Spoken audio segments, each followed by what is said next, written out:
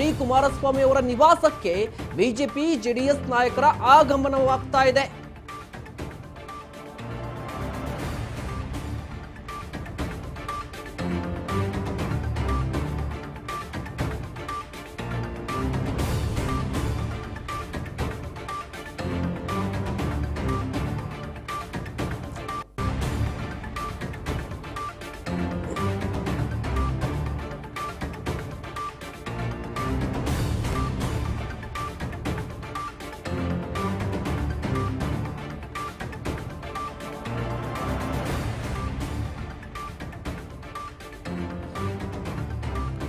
ಮಾಜಿ CM D Kumaraswamy ಅವರ ನಿವಾಸ ರಾಜ್ಯ ರಾಜಕಾರಣದ ಪವರ್ ಸೆಂಟರ್ ಆಗ್ತಾ ಇದೆ.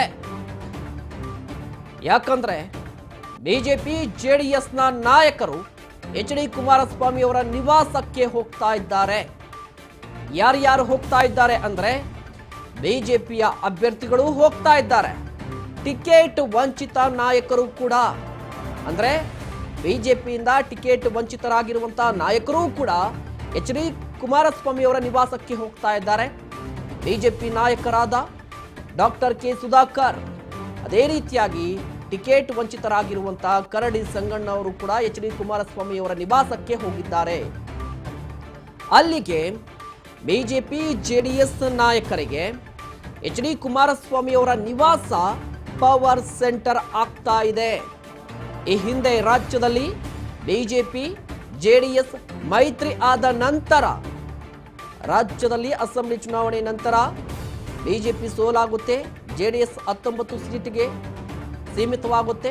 ಕೇಂದ್ರದಲ್ಲಿ ಕುಮಾರಸ್ವಾಮಿ ಅವರು ಹಾಗೆ ಅಮಿತ್ ಶಾ ಅವರ ನಡುವೆ ಹೋಗಿ ಮೈತ್ರಿ ಆಗುತ್ತೆ. ಅದಾದ ನಂತರ ಆದಂತಹ ಬೆಳವಣಿಗೆಗಳನ್ನ ಗಮನಿಸಿದ್ರೆ ರಾಜ್ಯ ಬಿಜೆಪಿಗೆ ಅಧ್ಯಕ್ಷರು ಇರೋದಿಲ್ಲ. ಆ ಸಂದರ್ಭದಲ್ಲೂ ಕೂಡ ಬಿಜೆಪಿಯ ಒಂದಿಷ್ಟು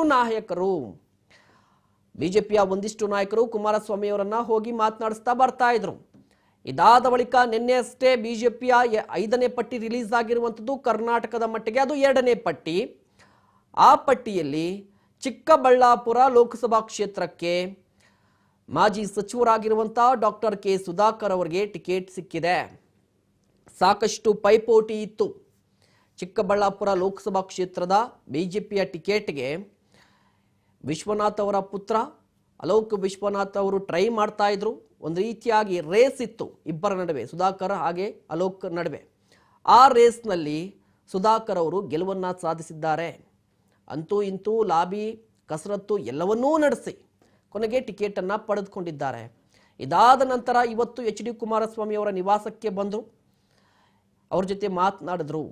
ಯಾಕೆ ಡಿ ಕುಮಾರಸ್ವಾಮಿ ಅವರ ಜೊತೆ ಮಾತನಾಡಿದ್ರು ಅಂದರೆ, ಈ ಹಿಂದೆ ಅವರು ಟ್ರೈ ಮಾಡ್ತಾ ಇದ್ರಲ್ಲ ಚಿಕ್ಕಬಳ್ಳಾಪುರ ಲೋಕಸಭಾ ಕ್ಷೇತ್ರದ ಬಿಜೆಪಿ ಟಿಕೆಟ್ಗೆ ಟ್ರೈ ಮಾಡುವಂತಹ ಸಂದರ್ಭದಲ್ಲಿ ಈ ಹಿಂದೆಯೂ ಕೂಡ ಡಿ ಕುಮಾರಸ್ವಾಮಿ ಅವರನ್ನ ಮೀಟ್ ಮಾಡಿ ಒಂದಿಷ್ಟು ಮಾತುಕತೆಯನ್ನು ನಡೆಸಿದ್ರು.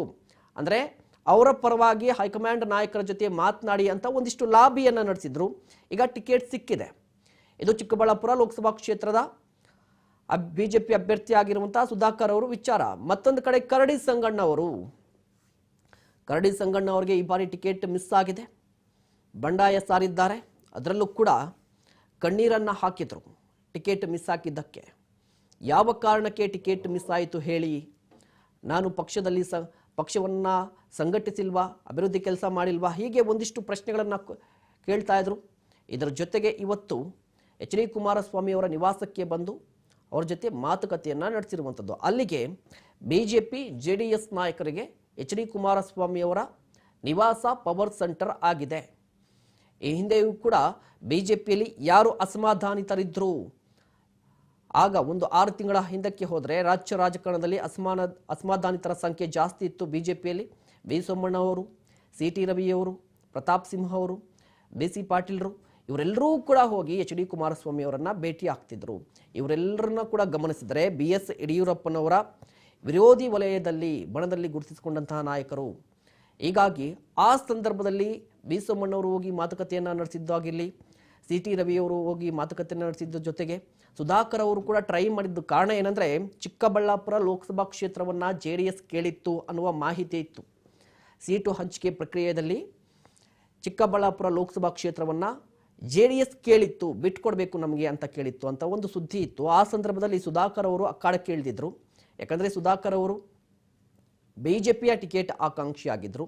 ಈ ಬಾರಿ ಹಾಲಿ ಸಂಸದರಾಗಿರುವಂಥ BN ಬಚ್ಚೇಗೌಡರು ರಾಜಕೀಯ ನಿವೃತ್ತಿಯನ್ನು ಘೋಷಿಸಿರುವ ಕಾರಣಕ್ಕಾಗಿ ಚಿಕ್ಕಬಳ್ಳಾಪುರ ಬಿಜೆಪಿಯ ಕ್ಯಾಂಡಿಡೇಟ್ ಯಾರು ಅನ್ನುವ ಪ್ರಶ್ನೆ ಇತ್ತು. ಆ ರೇಸ್ನಲ್ಲಿ ಕಾಣಿಸಿಕೊಂಡದ್ದು ಸುಧಾಕರ್ ಅವರು. ಯಾಕಂದರೆ ಅಸೆಂಬ್ಲಿ ಚುನಾವಣೆಯಲ್ಲಿ ಸೋಲಾಗಿದೆ ಅವರಿಗೆ ಚಿಕ್ಕಬಳ್ಳಾಪುರದಲ್ಲಿ.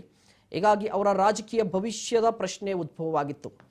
ಯಾಕಂದರೆ ಮಾಜಿ ಸಚಿವರು, ಆರೋಗ್ಯ ಸಚಿವರಾಗಿ ತುಂಬ ಆಕ್ಟಿವ್ ಆಗಿದ್ದರು, ರಾಜ್ಯದಾದ್ಯಂತ ಸದ್ದನ್ನು ಮಾಡಿದರು, ಒಂದಿಷ್ಟು ವರ್ಚಸ್ಸನ್ನು ಕೂಡ ಬೆಳೆಸ್ಕೊಂಡಿದ್ರು. ಈ ಒಂದಿಷ್ಟು ವರ್ಚಸ್ಸು ಹಾಗೆ ಆಕ್ಟಿವ್ ಆಗಿದ್ದಂಥ ಪೊಲಿಟಿಷಿಯನ್ ಆಗಿರುವಂಥ ಸುಧಾಕರ್ ಅವರು ಅಸೆಂಬ್ಲಿ ಚುನಾವಣೆಯಲ್ಲಿ ಸೋಲಾದ ನಂತರ ಅವರಿಗೆ ಸಾಮಾನ್ಯವಾಗಿ ಕಾಡಿದ ಪ್ರಶ್ನೆ ಏನಂದರೆ ರಾಜಕೀಯ ಭವಿಷ್ಯ ಏನು ಮುಂದೆ ಅಂತ. ರಾಜಕೀಯ ಭವಿಷ್ಯವನ್ನು ರೂಪಿಸ್ಕೋಬೇಕಾಗಿದೆ. ಹೀಗಾಗಿ ಲೋಕಸಭಾ ಕ್ಷೇತ್ರ ಚಿಕ್ಕಬಳ್ಳಾಪುರ ತವರು ಜಿಲ್ಲೆ. ಹೀಗಾಗಿ ಚಿಕ್ಕಬಳ್ಳಾಪುರದಿಂದ ಬಿಜೆಪಿಯ ಕ್ಯಾಂಡಿಡೇಟ್ ಆಗಿ ನಾನು ಕಣಕ್ಕಿಳಿದ್ರೆ ಗೆಲ್ಲಬಹುದು ಅನ್ನೋ ಒಂದಿಷ್ಟು ಲೆಕ್ಕಾಚಾರ ಇತ್ತು. ಆದರೆ ಆ ಲೆಕ್ಕಾಚಾರದ ನಡುವೆ ಅಡ್ಡ ಆಗಿದ್ದು ವಿಶ್ವನಾಥ್ ಅವರ ಪುತ್ರ. ಹೀಗಾಗಿ ಈ ರೇಸ್ನಲ್ಲಿ ಕೊನೆಗೂ ಕೂಡ ಡಾಕ್ಟರ್ ಸುಧಾಕರ್ ಅವರು ಗೆಲುವನ್ನು ಸಾಧಿಸಿದ್ದಾರೆ. ಈಗ ಕುಮಾರಸ್ವಾಮಿ ಅವರನ್ನು ಬಂದು ಮೀಟ್ ಮಾಡಿದ್ದಾರೆ.